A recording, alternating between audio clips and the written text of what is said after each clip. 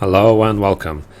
Today I decided to make this video to talk about how I deal with travel anxiety.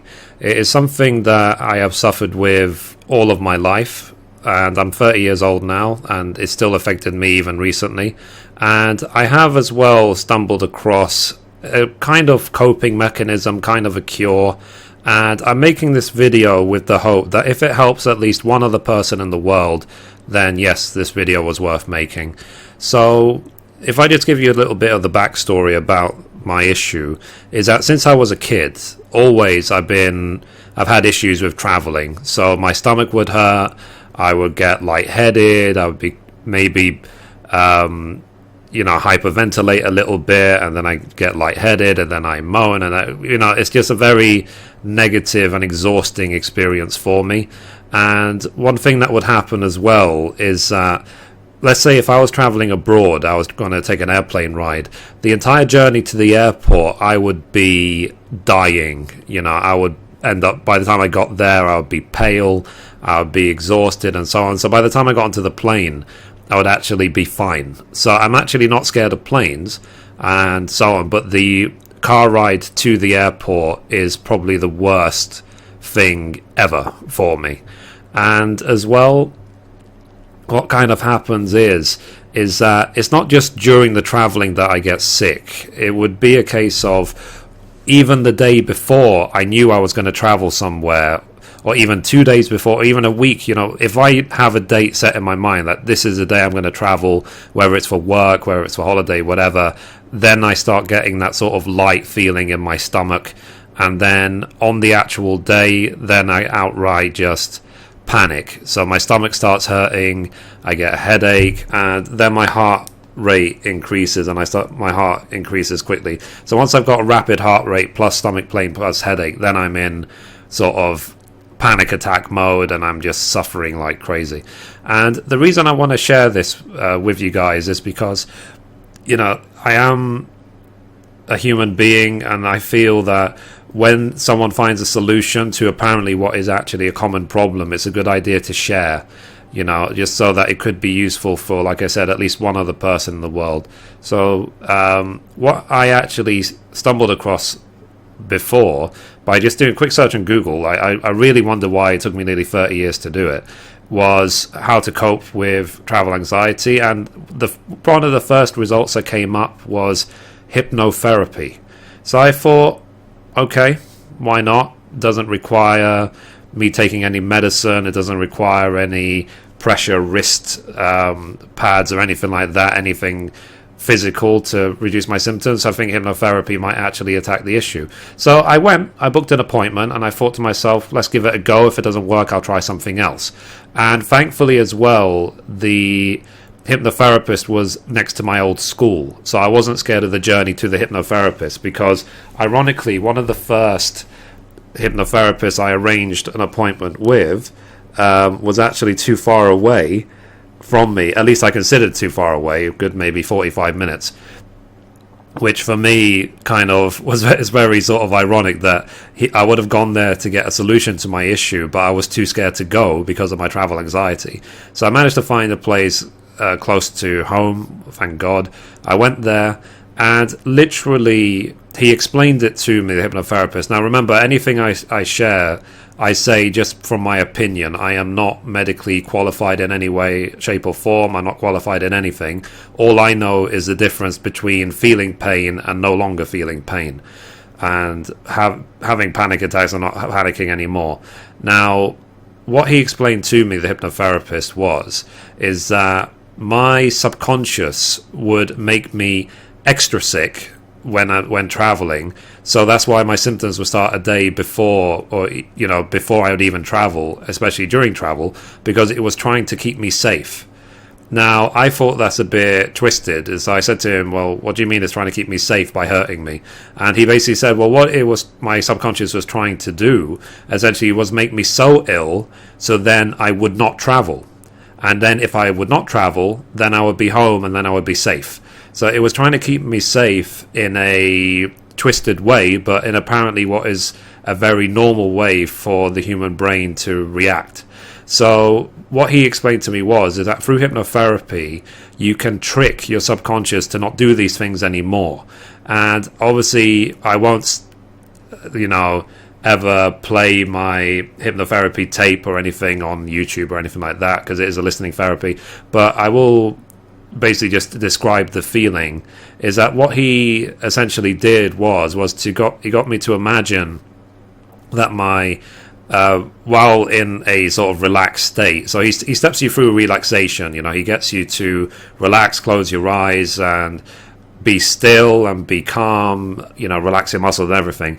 And he explained to me that the reason why he gets you to do that is because he wants your subconscious to have nothing else to do but listen. So he gets you into a relaxed state so your subconscious only listens, and then gets my subconscious to imagine that my body is filling up with a healing liquid that will take all of the negativity and all of the anxiety and all the everything away with it.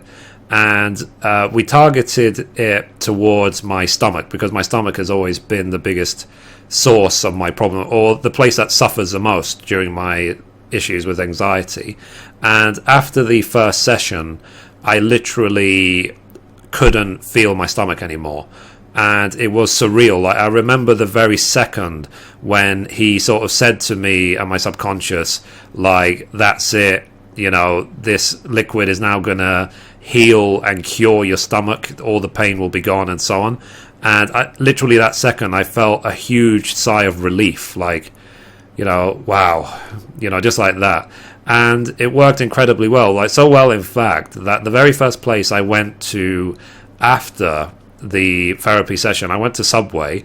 I bought myself a foot-long Subway, and I got myself a large chocolate milkshake from next door, and I managed to eat the whole thing and not even feel it, not even anything in my stomach anymore. So let alone anxiety, pain, or anything, I couldn't feel even an entire foot-long Subway and freezing cold milkshake in my stomach anymore. And the powerful effect of the hypnotherapy on me really has helped me substantially, I've got to say, in my life. It allows me to do things, and maybe to most people this will seem kind of, they might think, it's just in your head, you weren't really suffering pain, and so on. But for anyone who is like me, who really feels what the anxiety feels like, I will basically tell you to mind your own business, and stop being so condescending. We do understand the difference between physical pain and non-physical pain. When someone says to you, when you suffer from the anxiety and someone says to you, it's just in your head, it's like, yeah, the pain that I'm feeling from my body, it might be interpreted by my brain, but it's real pain. And it's fine, it's self-inflicted pain by my subconscious, but it was real pain. My stomach was, the way it felt is like, it really felt like my stomach was trying to turn itself inside out. It's like excruciating pain. And when you're in that sort of panic state and you're traveling, it really just, it's a constant torture. So rather than just thinking about other things like, when I get to my destination, I'm going to do the following, I wonder what's on TV tonight, or what I'm going to have for dinner, your entire focus of the journey ends up being, will I survive the next 10 minutes? It's like, will I do anything bad? Will I throw up? Will I, your entire thought process is on your own well-being and only you. So you become self-contained in like a shell, and you feel like the world is descending on you. And after my hypnotherapy, it really just got rid of the feeling completely. It just doesn't happen anymore. Now, I did actually have a regress, because what happened a few months later is I got sick, just generally. And I was on the train when I got sick, and I was sweating, and I don't know what, I must have caught like a stomach bug or something during the journey or in the morning, because it was freezing cold. And on the train, I was sweating like an animal. I was sweating off the end of my nose or the end of my fingers. I thought I was going to throw up and pass out. And my subconscious then attacked that, and basically associated in my brain that, it's because I'm traveling that I'm sick. So it was trying to go back to the old way of, because I've had it for nearly 30 years, my brain it remembers that, I used to always get sick from traveling. So therefore, even if I'm just naturally sick, that this is the reason why. So what ended up happening is that my stomach was completely unaffected by the illness and so on, but it was then trying to attack like everywhere else. It was causing pressure in my chest. It was making my arms feel cold. It was doing whatever it could to hurt me in any other way, on top of obviously the fact I was ill and feeling those symptoms as well. So I went back to the therapist, and we did the therapy session again, except this time he said to my subconscious that the cure that we did last time for my stomach was actually meant for my entire body. So and since then, that's it. I haven't had any other issues and so on. And I really just wanted to share this video just as an experience. This is an experience that happened in my life. I suffered with travel anxiety, and I still it still will always be over my head, at least a little bit. It will always be in the back of my mind, the anxiousness of traveling, probably for the rest of my life. There's no way to remove it because it's always been there. But at least now the physical symptoms are gone, and thank God for that. You know, I wish I had found out 20 years ago about hypnotherapy. One thing I did as well, actually, is I asked my dad. I said to my dad, look, is there any moment in my life where this could have started? Anything in my past when I was really young that I don't remember that could have started the problems with travel and so on? And he says, really know that he remembers, because he says he remembers me being even 5 years old and like throwing up on his lap during traveling. So it's just the way my brain was wired when I was born, I guess. So thankfully the hypnotherapist has helped me out. Now, I don't work for any companies that do hypnotherapy. I'm not going to even recommend any specific hypnotherapist. All I want to do is share the concept. So basically, if you suffer from travel anxiety, you've been looking for a solution, you don't know what to do, please check it out. Find just search on Google, where is your closest hypnotherapist, talk to them about it, see what you can do, how you can arrange an appointment and so on, and they will help you out. Now, obviously, there are different, reasons to be anxious, different things. There obviously can be other underlying problems that might need more professional help. But in my case, because it was mostly physical symptoms, this worked really well for me. So I just wanted to share. And as well, for the people who, if you don't suffer from travel anxiety, then the main support you can give to someone who does suffer from it is just sympathy. It's just, I am there for you if you need me. Anything you need, I am here to help. You are not alone. Just make them feel that they are not alone.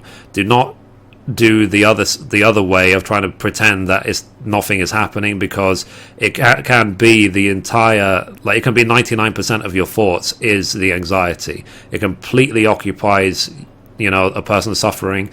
And really, when you're trying to support someone who's coping with travel anxiety, then really just support them and make sure they don't feel alone. And one thing as well, which was kind of interesting with my therapy, because I was reading more about it, is that even when I would get travel sick and overly travel sick and so on, if I was traveling home, I would never be sick, not ever. So I've actually been to Sydney, Australia, and come back. 14-hour flight from LA to Sydney. I've done Sydney to Hong Kong to the UK, and so on. When coming home, I never feel sick, and the reason why is because in my brain, which apparently is a very common issue, my home, my bedroom, my bed, which is just next to me, is what my brain has considered to be the safest place in the world. So the closer I am to my safe area, and the closer I get to it, the better I feel. And there's nothing exciting about traveling home, so there's no reason to ever be anxious about it. And as well, I would find that basically that I would just feel just so lost, So if I was traveling away from home, I would just be I just don't know what's going to happen.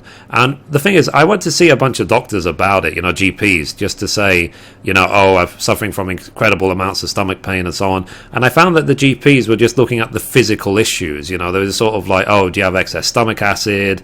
Do you, are you stressed out or whatever. They weren't really able to offer me anything that really cured my issue. I mean, I was given some like acid suppressors and stuff like that, but it didn't stop the issue from happening, because it was my subconscious which was tormenting me to like keep me at home and keep me safe. So now that it doesn't happen, I am really relieved, but I also feel a little bit of resentment, because it's almost like I've been effectively suffering with it for 30 years for no reason at all, you know? There's no prize for me for suffering for it. There's no anything, you know. People will just say, oh, there's people around the world dying and you're concerned about taking a train, you know, fine, whatever. But, you know, physical pain is still physical pain at the end of the day. So it was really, I'm glad it's gone. I've been through it. I'm now over it. But yeah, I've felt a need for a long time to share this, you know. Just like I said, if this helps even one person, then please just let me know. Comment on the video. If you have your own experiences with travel anxiety, if you need someone to talk to about it, again, just please let me know. I'll be happy to talk about it some more with some people, just so you feel you're not alone. I think that's the big thing, is feeling that you're not alone and that you're safe in it, that it's normal, it's completely common issue, that it's not only you in the world who suffers from it, and so on. So anyway, that's all I really wanted to share for now.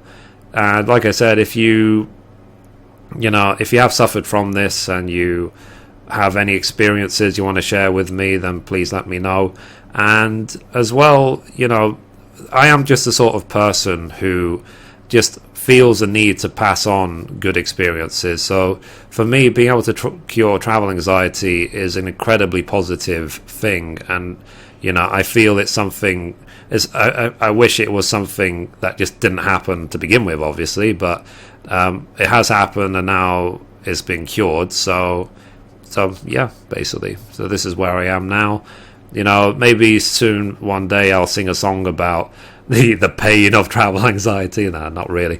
But yeah,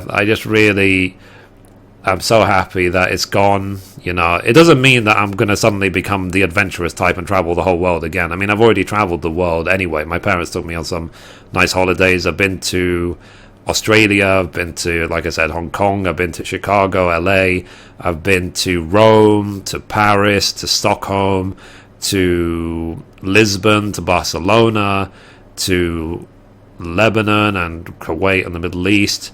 So I've been all over already, but every single time it was hell. So you know, now at least when I travel to work or I travel wherever, you know, it doesn't really happen anymore. So anyway, that's all I wanted to share for now. Like I said, if you have anything you also want to share with me, then please just let me know. And if you have also alternative ways of how you might have cured travel anxiety or cope with it, then also let me know, because you know, I don't think there is ever a way to be 100% cured of, you know, these sort of things, because it's just the way your brain works, it's the way you think about things, you know, and it's not something I believe that can be 100% changed forever. You know, it's only something that can be modified, let's say, but it can never be fully changed. So yeah, so thank you all. I hope you found this video interesting. Obviously this is very different to the videos I usually make, because I usually just make videos about Final Fantasy XIV and some other games. And thank you for watching, and I will see you next time. Bye bye.